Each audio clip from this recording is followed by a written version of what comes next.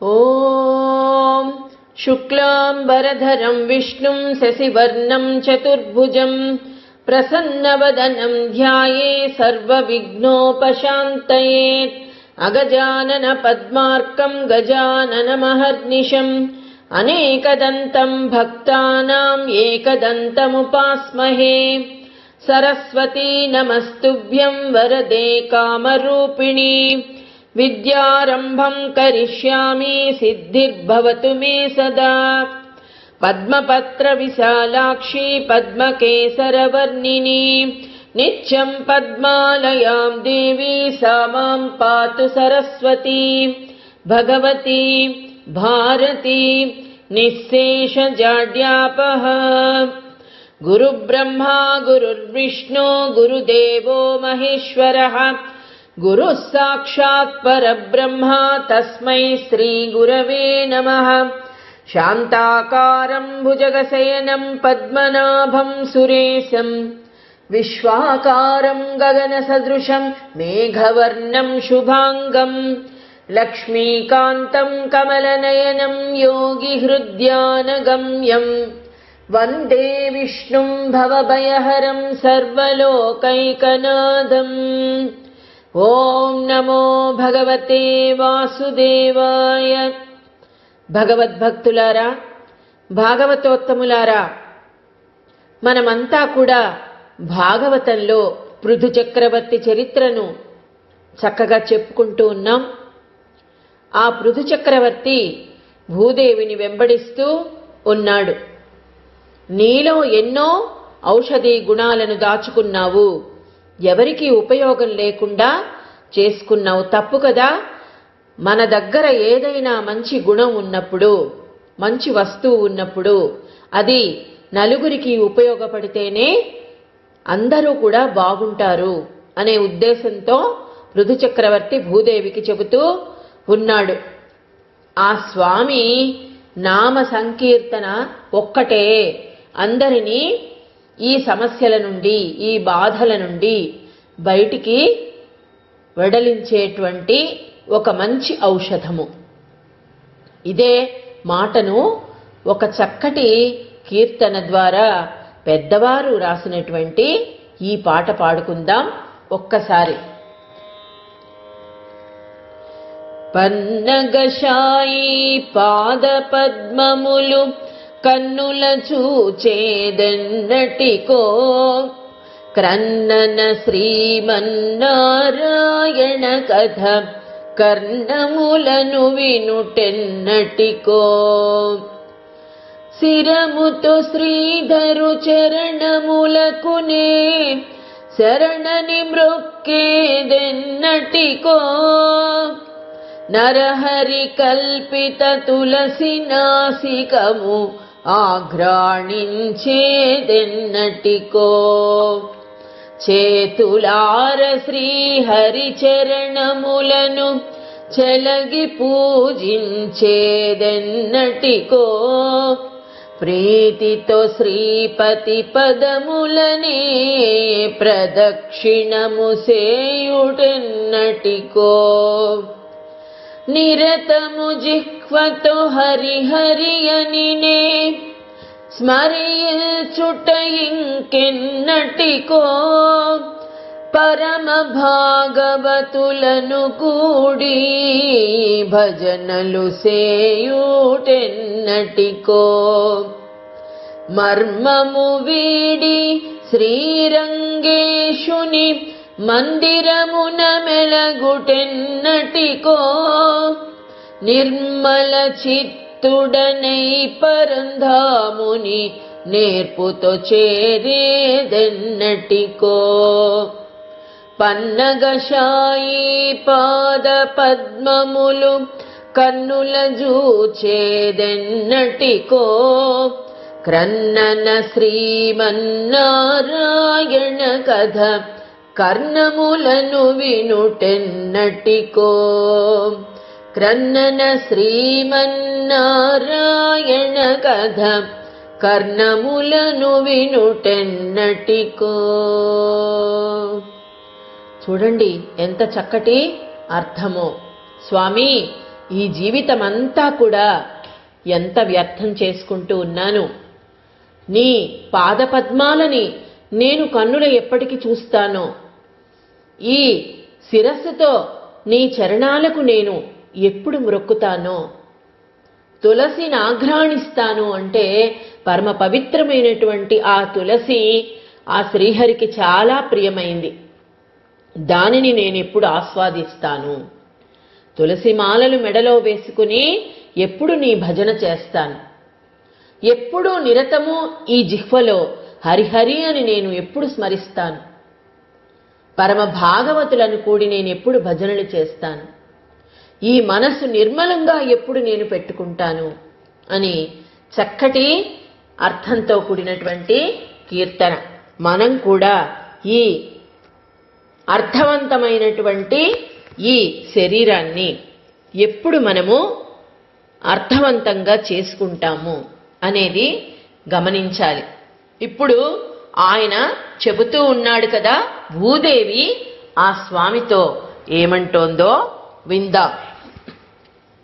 ఓ నాథ పరమ పురుషుడవై నిజమాయా గుణంబులందిన కథనన్ నానావిధ దేహములన్ బూనుడు సగుణుండవగుచు బుధనుత చరిత.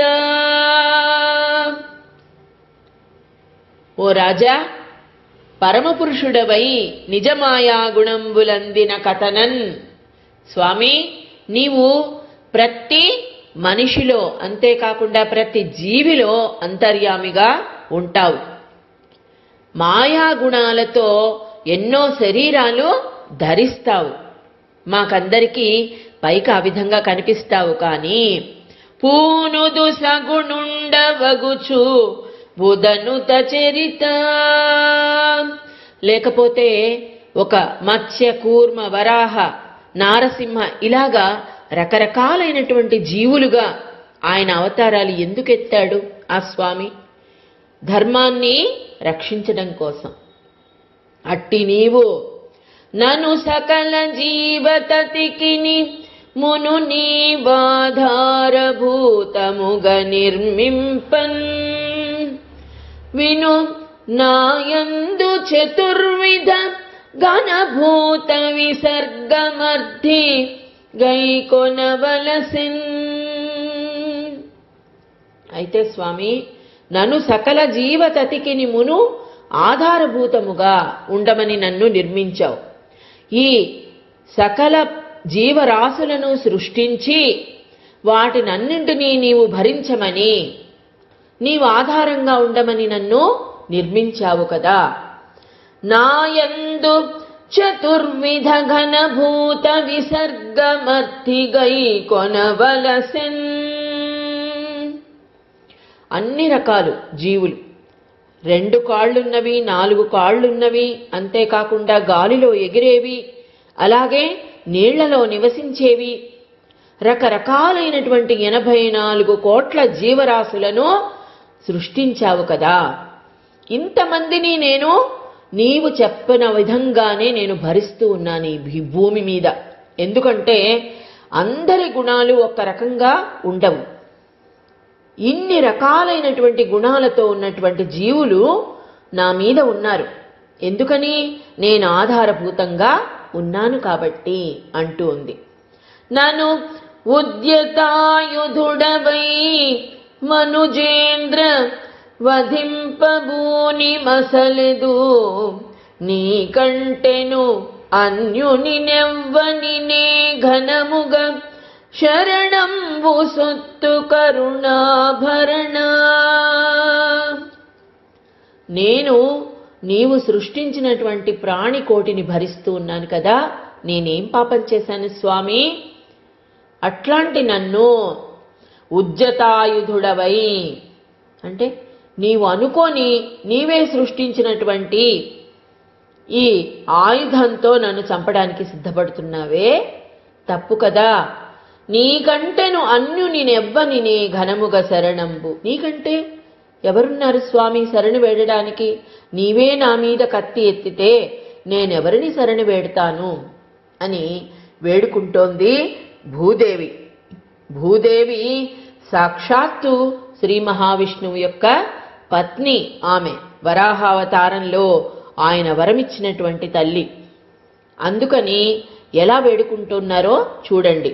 అదియునుగాక అనఘ స్వకీయంబునై అతర్కితమునై మహిమనొప్పిన భవన్మాయ చేత సకల చరాచర సర్గంబు నిర్మించి ధర్మార్థపరుడవై తనరుదీశ నీ విక్రమము నవనీరజలోచన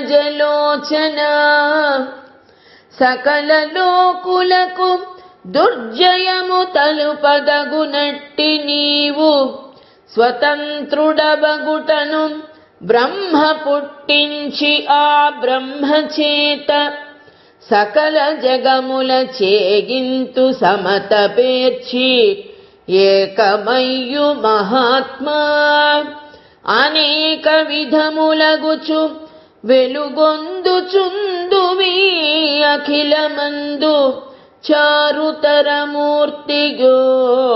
పృథు చక్రవర్తి.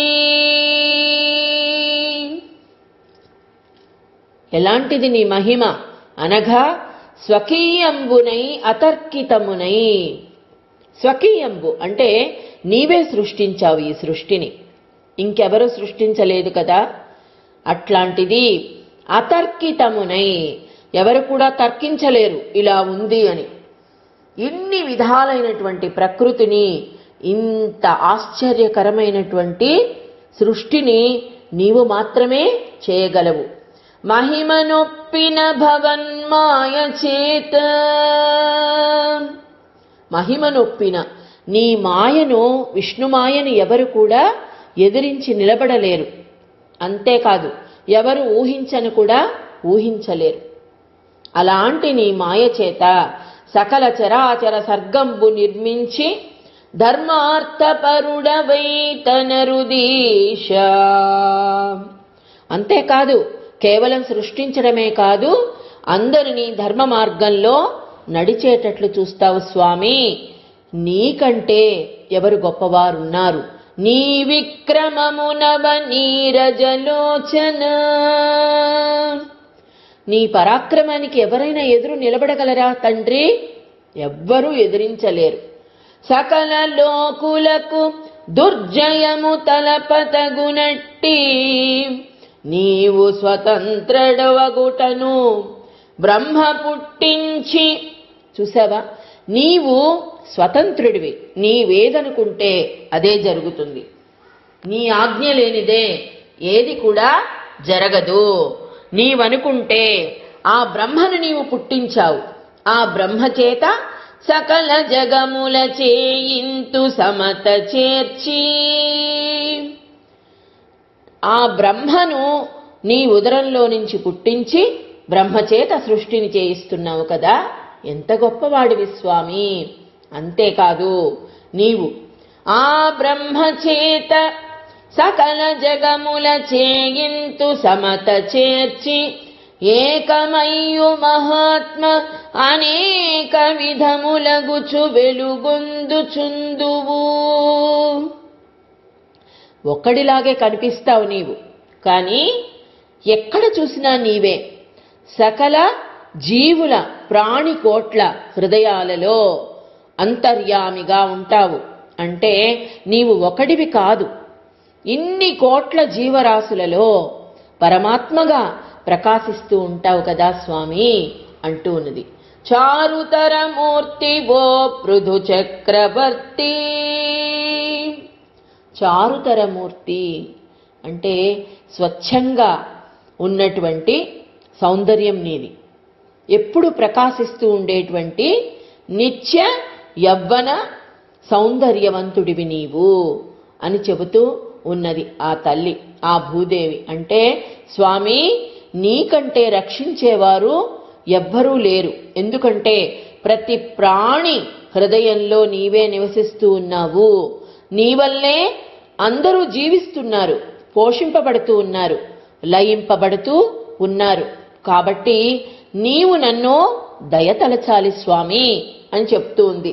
మరియు మహాభూతేంద్రియ క్రియాకారక చేతనాహంకారములన్ అశక్తులం చేసి, మరియు మహాభూతేంద్రియ క్రియాకారక చేతన అహంకారంబులను శక్తులం చేసి ఈ జగంబులకు ఉత్పత్తి స్థితి లయంబుల గావించుచు.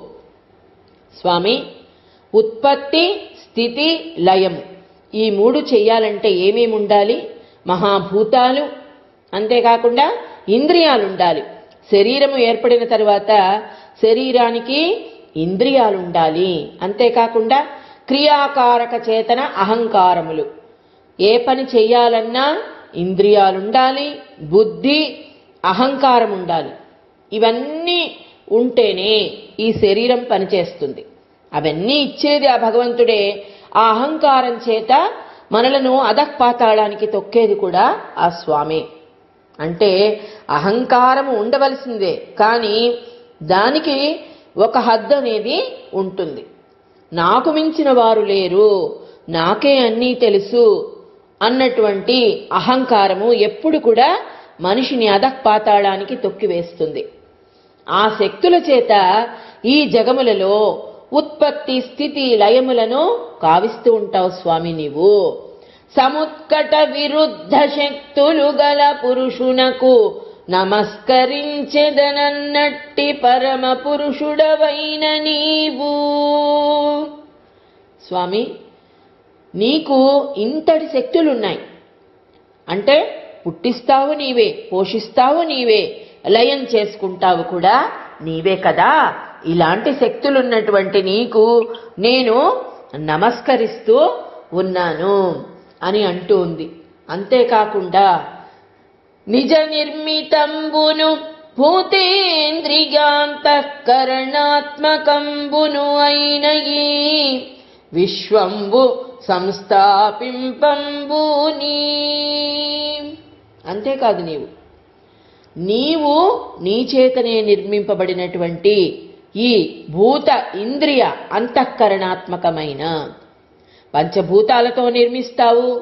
ఇంద్రియాలు ఇవన్నీ కనిపించేవి మనకు. అంతేకాకుండా అంతఃకరణం కూడా ఒకటి ప్రతి ఒక్కరికి కల్పిస్తావు నీవు, ఆత్మను. ఆ అంతఃకరణం దానితోనే మనమన్నీ కూడా ఆలోచించాలి. అంతఃకరణం, మనస్సాక్షి, అంతరాత్మ.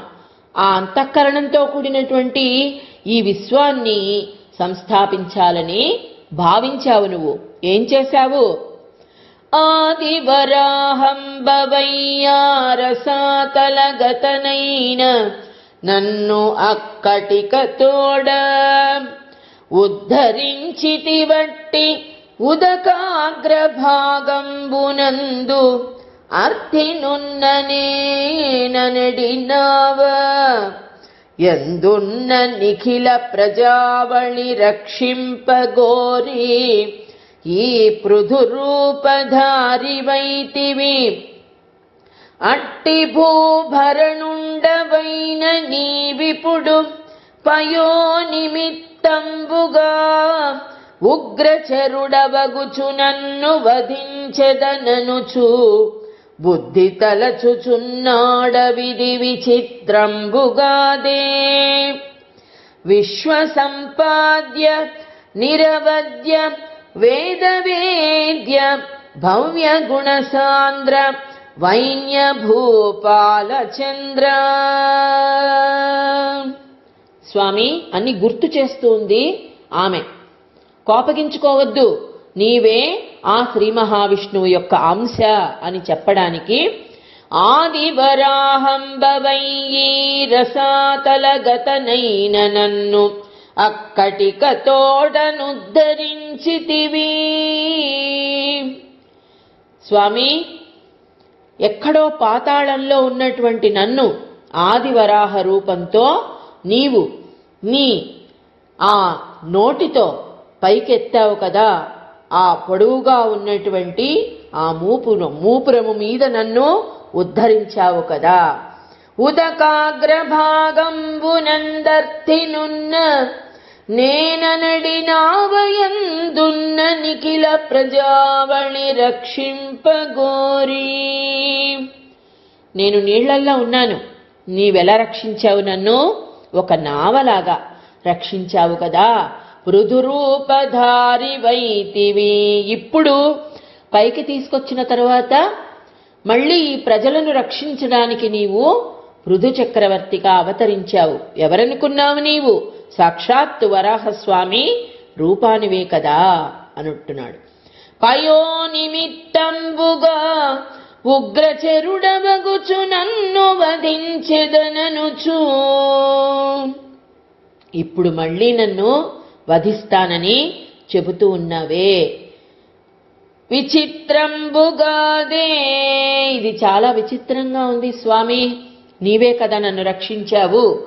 ఎక్కడో అధపాతాళానికి వెళ్ళిపోతున్నటువంటి నన్ను పైకి తీసుకొచ్చావు కదా. నన్ను ఈ పాల కోసం నన్ను వధించాలని అనుకుంటూ ఉన్నావు నీవు. నీకిది విచిత్రంగా లేదా స్వామి? సద్గుణ సాంద్ర వేదవేద్య అంటూ ఆ తల్లి వేడుకుంటూ ఉంది ఆ స్వామిని.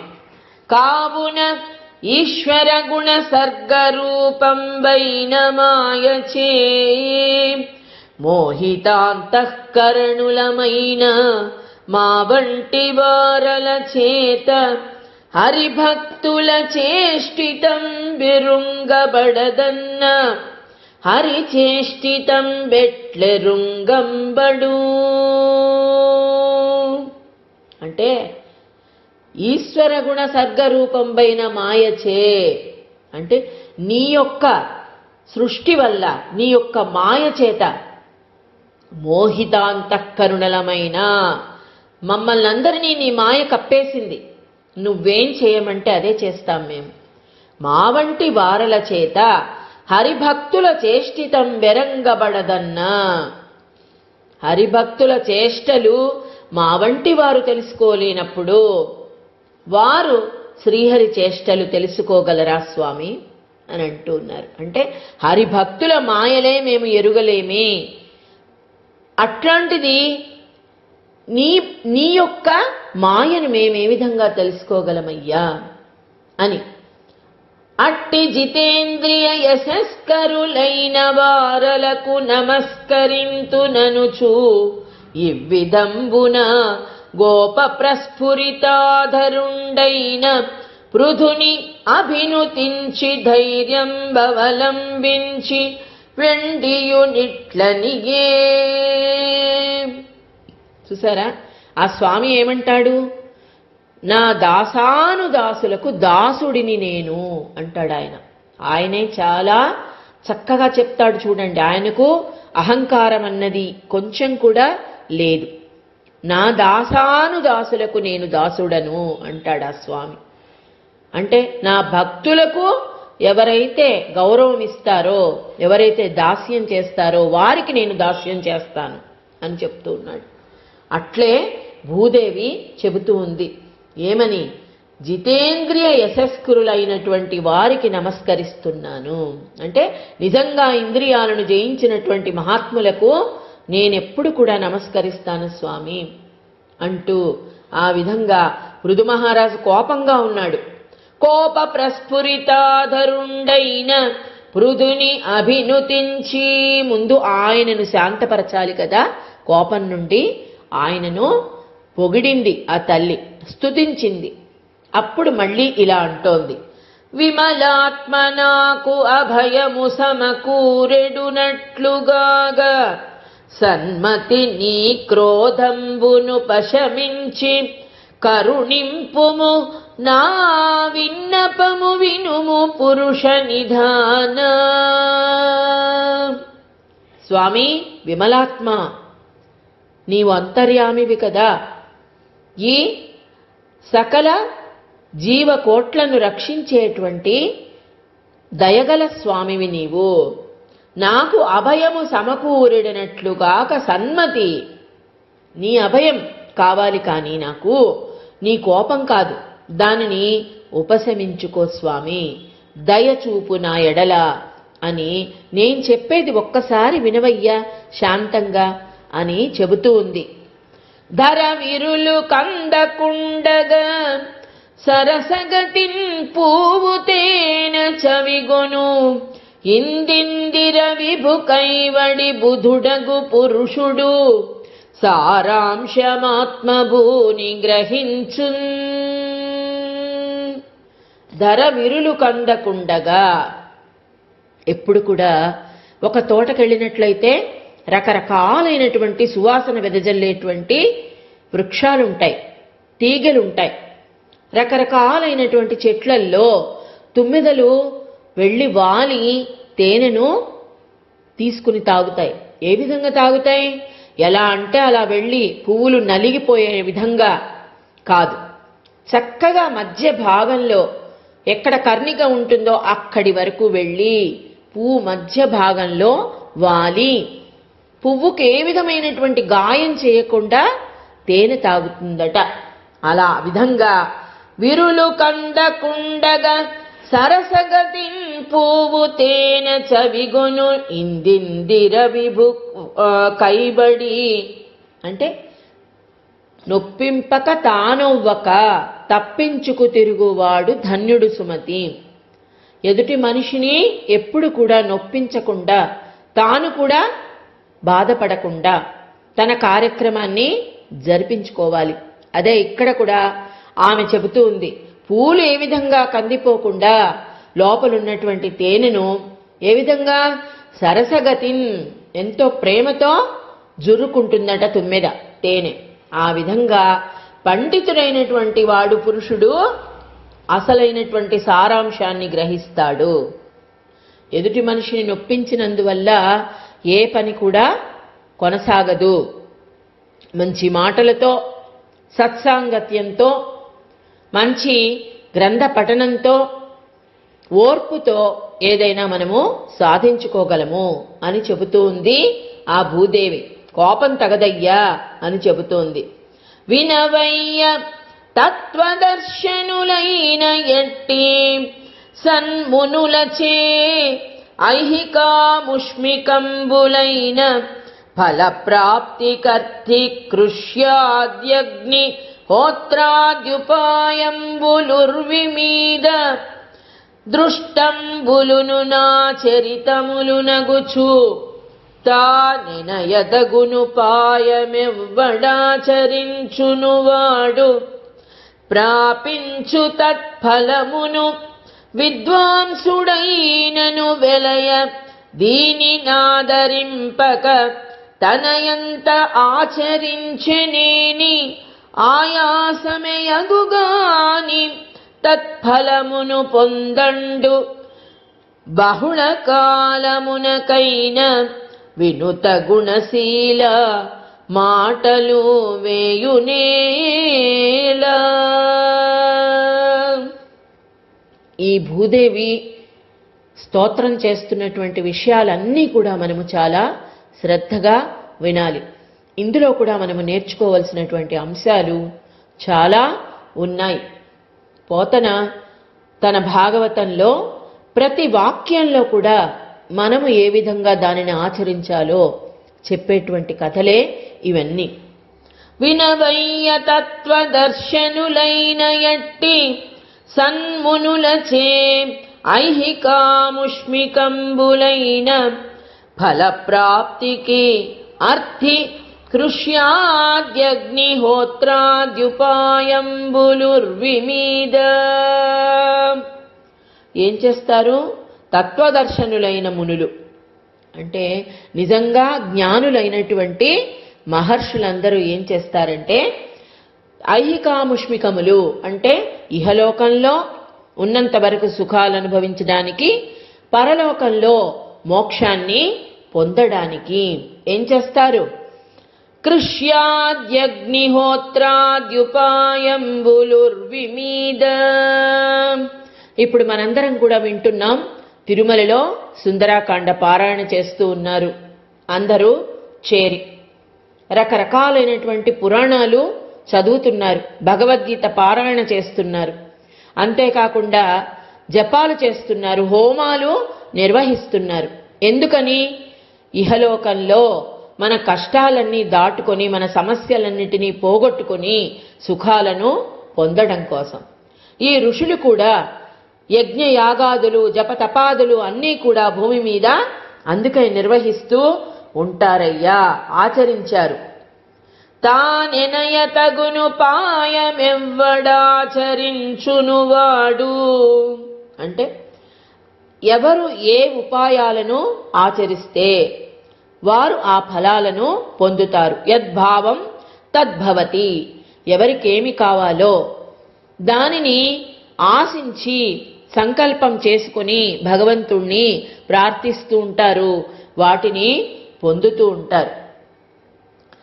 తత్ఫలమును విద్వాంసుడైనను వెలయ దీనిని ఆదరింపక తనయంత ఆచరించనేని. అంటే పెద్దవాళ్ల యొక్క సలహాలు తీసుకుని మంచి పనులను ఎవరైతే నిర్వహిస్తారో వారికి సత్ఫలాలు కలుగుతాయి. ఆ విధంగా కాకుండా ఎంత జ్ఞానమున్నా, విద్వాంసుడైనా, పండితుడైనా అంతా నాకే తెలుసు, నా ఇష్టం వచ్చిన విధంగా నేను చేస్తాను అని సొంతంగా తనకు తానే ఏ పని అయినా చేస్తే సొంత బుద్ధితో ఆయాసము మిగులుతుంది. తత్ఫలమును బొందడు బహుళ కాలమునకైనా. ఎంతకాలం చేసినా సరే నాకు తెలుసు, నేనిదే చేస్తాను, నాకెవరూ చెప్పనవసరము లేదు, ఇలాంటి అహంకారంతో ఏ పని చేసినా ఆ పనికి ఎప్పుడు కూడా ఫలము లభించదట. అంటే ఒద్దిక అనేది ప్రతి మనిషికి కావాలి. ఎక్కడ ఏ పుట్టలో ఏ పాముందో, ఏ మహాత్ముడి వద్ద మంచి సమాచారం ఉందో, ఎవరు ఏం చెబుతారో అని ప్రతి ఒక్కరి యొక్క మాటలు, మంచి మాటలు విని వారి సలహాలు తీసుకుని మంచి కార్యాలు ఆచరించాలి అని చెబుతోంది భూదేవి. అని మరియు మహి ఇట్లనియే జలరుహ గర్భు చేతమును చాలా సృజింపగబడ్డ ఓషధుల్ కలుషమతిన్ ధృతవ్రతులుగాని అసజ్జన భుజ్యమానమై వెలయుట జూచి ఏ నృపతి వీరులు మాన్పమి చోర బాధలన్ పలుమరు బొంది ఏన పరిపాలితనై కృషించి వెండియున్. జలరుహ గర్భుచేతమును బ్రహ్మవే మొట్టమొదట ఓషధులను సృష్టించాడు ఈ భూమి మీద. రకరకాలైనటువంటి ఓషధులు సృష్టించాడు. అయితే వీటిని సత్కర్మలు చేసేవారు, మంచి పనులు చేసేవారు భుజించి ఉంటే ఈ భూమి చాలా బాగుపడేది అని చెప్తోంది ఆ తల్లి. అలా కాకుండా ఎవరెవరు భుజించారు? కలుషమతిన్ ధృతవ్రతులు గాని అసజ్జన భుజ్యమానమై. అసజ్జనులు అంటే దుర్మార్గులు, దుష్కర్మలను ఆచరించేవాళ్ళు, ఎప్పుడూ దురాలోచనలు చేసేటువంటి వారు, నియమం లేకుండా నడుచుకునేటువంటి వారు, అలాంటి వారు ఆ ఓషధులను గ్రహించారు. ఏ నృపతి వీరులు మాన్పమి చోర బాధలన్ పలుమరు పొంది ఏన పరిపాలితనై కృషించి వెండియున్. అది చూసి ఏ రాజులు వీరులు కూడా అడ్డగించలేదు. దానితో ఈ భూదేవి దొంగల బాధతో రక్షణ లేకుండా నేను కృషించిపోయాను అంటోంది. అంటే ఆ భూదేవిని కూడా రకరకాలుగా హింసించి ఆ ఓషధులను దుర్మార్గులు భుజించారు. అంటే ఆమెను ఎక్కడంటే అక్కడ త్రవ్వి ఆ మూలికలన్నింటినీ దొంగిలించి వాటిని భుజించారు. అయితే పాపి చిరాయువు అంటారు కదా, పాపాత్ములు చాలా కాలం బ్రతుకుతారు, పుణ్యాత్ములందరూ త్వరగా వెళ్ళిపోతారు ఆ స్వామి దగ్గరికి. అదేవిధంగా ఇక్కడ ఓషధులన్నీ గ్రహించిన వారు దురాత్ములు. అందుకని నేను కుంగి కృషించిపోతున్నాను. ఎందుకని? బరువు ఎక్కువైపోయింది, భారం ఎక్కువైపోయింది నా మీద, పాపాలు ఎక్కువైపోయాయి, నేను రోజు రోజుకు కృషించిపోతున్నాను రాజా అని అంటూ ఉంది. అనుపమ మఖ కర్మ క్రియలనయము లేకుంటనే అనాదృతనగుచున్ జననాయక ఈ లోకము ఘన చోరీభూతమగుట కనుగొని ఎంతన్. ఎప్పుడైతే దుర్మార్గాలు ఎక్కువైపోయాయో అప్పుడు అనుపమ మఖ కర్మ క్రియలు అనయము లేకుండుట, అంటే యజ్ఞయాగాదులు లేవు, మంచి కర్మలు లేవు, అసత్యాలు ఎక్కువైపోయాయి, పాపాలు ఎక్కువైపోయాయి. అప్పుడు ఏమైంది? నేను ఆదరింపబడలేదు. జననాయక ఈ లోకము ఘన చోరీభూతమగుట కనుగొని ఎంతన్. దొంగలు అంటే కేవలము సంపదను దొంగిలించుకున్న వారే కాదు దొంగలు.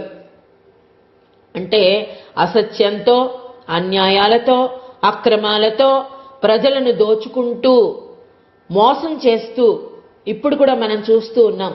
రకరకాలైనటువంటి మోసాలు చూస్తూనే ఉన్నాం ప్రపంచంలో. అందుకనే భూమాత భారం ఎక్కువైపోయింది. రకరకాలైనటువంటి రోగాలు, క్షణక్షణానికి అసలు ఊహించలేనటువంటి రోగాలు చూస్తున్నాం కదా. అక్కడికక్కడే పడి నొరగలు కక్కొని పడిపోతున్నారు. ఇదంతా ఎందుకు? జరుగుతున్నటువంటి పాపాలు ఎక్కువై భూదేవి బరువును భరించలేకపోతోంది. ఆ బరువును తగ్గించుకోవడం కోసమే ఇవన్నీ జరుగుతున్నాయి. సమనాది సిద్ధి కొరకై తమిలి తది ఔషధీ వితతులను ధరణీధవ ఏనపుడు గ్రసించితి అవియును నాయందు జీర్ణమయ్య కడంకన్. సవనాది సిద్ధి కొరకై, ఈ సత్కర్మలన్నీ సిద్ధించడం కోసము నేను ఆ ఔషధులన్నింటినీ కూడా నేను మింగేశాను. అయితే అవి ఇప్పుడు నా దగ్గర లేవు, జీర్ణమైపోయాయి. భూదేవిలో ఎక్కడికో లోపలికి వెళ్ళిపోయాయి అవి. ఆమె చెబుతోంది, నేను జీర్ణం చేసేసుకున్నాను, మింగేశాను కొన్ని సత్కార్యాలను చేయడం కోసమని అని చెప్తోంది. వినువానినొక ఉపాయంబున క్రమ్మర బడయవచ్చు భూవర చంద్ర, వినుమది ఎరింగించెద నీకును వత్సలురాలనగుట గురుతర చరిత. అయితే ఈ నాలో జీర్ణించుకున్నటువంటి ఔషధులన్నింటినీ మళ్ళీ బయటికి తీసుకురావచ్చు నీకు తెలుసా? అది నేను నీకు అర్థమయ్యేటట్లుగా చెబుతాను. ఎందుకని? నీకును వత్సలురాలనగుట గురుతర చరిత. నీకు తెలియదు, నీవు శ్రీ మహావిష్ణువు యొక్క అంశవు. నేను నీ మీద వాత్సల్యం నాకు ఎక్కువ ఉంది. ఎందుకంటే నేను భూదేవిని, నీ పత్నిని. కాబట్టి ఆ ఉపాయాన్ని నేను నీకు చెబుతాను అంటూ ఉంది. అనయము నాకొక వత్సమును అనురూప సుదోహనమ్ము అనురూపక దోగ్ధను కల్పింపుము అట్లైనను నీ భూతముల కవని నాయకతానన్. అనయము నాకొక వత్సము. ఈమె గోరూపాన్ని ధరించింది కదా భూదేవి. ఆమెకొక దూడ ఉండాలి. దూడ లేకపోతే పాలు పితకలేరు. ఆ దూడ ఒకటి ఉండాలి. అనురూప సుదోహనమ్ము, పాలు పితకడానికి పాత్ర ఉండాలి కదా. ఒక పాత్రను కూడా నువ్వు కల్పించాలి.